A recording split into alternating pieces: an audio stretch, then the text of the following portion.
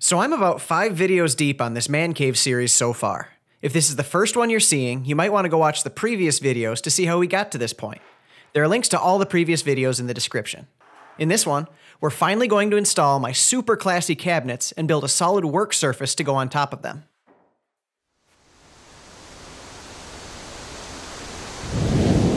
After grunting all the heavy cabinets into the basement, I started by installing the tall one, which will be the anchor for all the others. This big safe will sit all the way in the corner, so I figured out the spacing around it, then located the stud in the wall that would fall behind the cabinet. I marked that stud's location on the back side of the mounting boards, then drilled holes through to the inside of the cabinet. This way, I could avoid trying to locate a stud from the inside. Then, I slid the cabinet in place and checked the spacing against the safe to line it up. I checked it for level and plumb and used shims underneath the feet to make any corrections. The wall was mostly straight, but the floor is uneven, so after pulling the cabinet tight from the bottom, I double-checked the level before securing it in the middle and top. The next cabinet gets set in place and covers up the rough and unfinished portion of the tall one. I clamped the face frames tightly together, then screwed the cabinet walls to each other, keeping the screws as close to the face frames as possible so they would keep a tight fit out to the very edge. Above the cabinet, I found the next stud, then drilled through the back and locked this one down too. I repeated the process for the third cabinet in line, and made sure that these two were level across the top before securing it to the wall. So this next part will sound complicated, but my grasp of the English language wouldn't allow me to find an easier way to say it, so just bear with me. To position the final cabinet, I measured the distance from the far side to the left light and marked that position on top of the third cabinet. Then I measured from that mark to the outside edge. I transferred that measurement to the inside edge of the next cabinet. Next, I measured the distance to the second light, then moved the cabinet so the mark on top matched that same distance. All of this farting around results in the space between the cabinets being centered between the lights. With all that worked out, I just check for level and plumb again, make a few adjustments with shims, then attach this cabinet to the wall as well. Now that all the cabinets are lined up and locked down tight, it's time to make a countertop. I had originally planned on making it out of more walnut, but my supply of thick walnut was a little low, so I pivoted to maple, and I'm glad I did because the contrast looks really nice. Also, I found that a lighter colored work surface makes it easier to find all the little parts and pieces that might get spread out on top of it. I cut the live edges off a bunch of maple slabs and even ripped some of them in half to make them easier to work with. Then I used the joiner to flatten the rough surfaces on one face and to give me one square edge. I couldn't exactly remember how long it had been since I turned these maple logs into boards, so I threw my moisture meter on them to make sure they were dry enough to work with. I live in a really humid area, so this is about as good as air-dried lumber can get. I finished milling the boards by throwing them through the planer, then cutting the last rough edge on the table saw, and finally squaring one end of every board. So the real trick here is that none of my boards are long enough for the full bench top, so I'm gonna have to stretch them. I started laying the pieces out on the floor of my shop and butting them end to end until they were long enough. Then, I'd cut off the extra and start another row. Eventually, I had a pattern that I liked and had an overall size a bit bigger than what I needed. Since I don't own any 9-foot clamps, I used pocket hole screws to pull the butt joints together.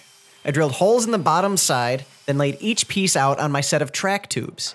These are just long aluminum extrusions that are the longest flat reference surface that I have. With the boards clamped to the tubes, I could run in the screws and pull the joints tight without them shifting around at all. After all the boards were thoroughly stretched, I made a very shallow pass over the joiner to make sure the faces were flush, then passed them through the planer to true up the bottom side. The screws are still in there, but they're buried much deeper than the blades on either tool are going to cut. Now I had limited length with these boards and I needed to avoid the dreaded planer snipe on either end, so I glued temporary cawls to the front and back edges of the boards. Then I beat them off with a mallet afterwards. Then I just ran an edge over the joiner to clean off the glue and perfect the seams, and finally made one last little rip at the table saw. I put all the boards together and marked out the locations for a series of dowels. These will help keep the faces aligned during the glue up and clamping. Without the dowels, there's too much potential for shifting around and it would take me hours of sanding to get everything flush again. After I drilled a bunch of holes and slopped on a bunch of glue, I fit everything together and tightened all the clamps. After drying, I used a straight edge guide to square off the end that would butt up against the tall cabinet. So this next step ended up being a bit unnecessary. I had my wife help me drag this heavy monster into the basement so I could scribe lines along the cabinet and the back wall.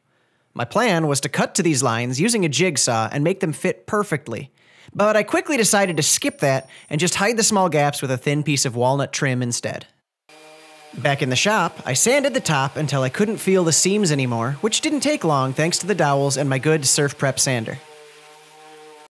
I wanted this to be a really durable work surface, so I dug some countertop epoxy out of my cabinet that was way past its prime. I ended up doing 3 different coats, sanding it back to flat after each one. This stuff just didn't flood and self-level like it was supposed to because after sitting unused for 4 years, it had gotten a little thick. In the end, that was okay though, because straight epoxy was just too shiny for my liking. But after all my sanding, it ended up with a very nice satin sheen and made a very thick barrier layer over the soft wood underneath.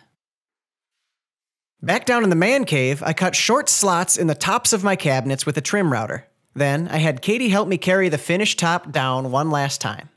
I figured between the wood being sufficiently dry, all the dowels holding it together, and the epoxy coating on top, this thing probably isn't going to suffer from much expansion and contraction. Even so, I went with the slots instead of holes, so that if there's any wood movement, the hardware would just slide freely instead of trying to rip the cabinets apart. I guess only time will tell how that turns out. Well, there we have it, guys. The cabinets are in, the countertop is in place, everything is rock solid, and it all looks fantastic. And the little secret is it's all been that way for a couple of months now. I'm just that far behind on my video editing. The good piece of information that comes from that is I've been using it that long and I wouldn't change anything.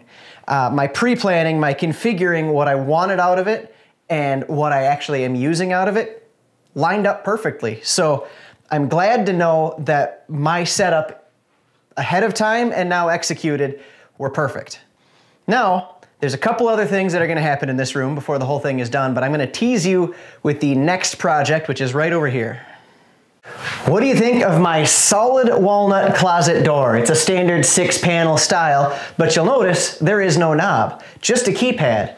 So I throw my thumbprint on there and it unlocks and springs open the door to my closet. I'm really excited about this. The next video is going to be how I built it and a little bit about the lock and the hinges that make it work this way. So thanks for watching, guys, and definitely make sure you come back next time so you can see this awesome door build.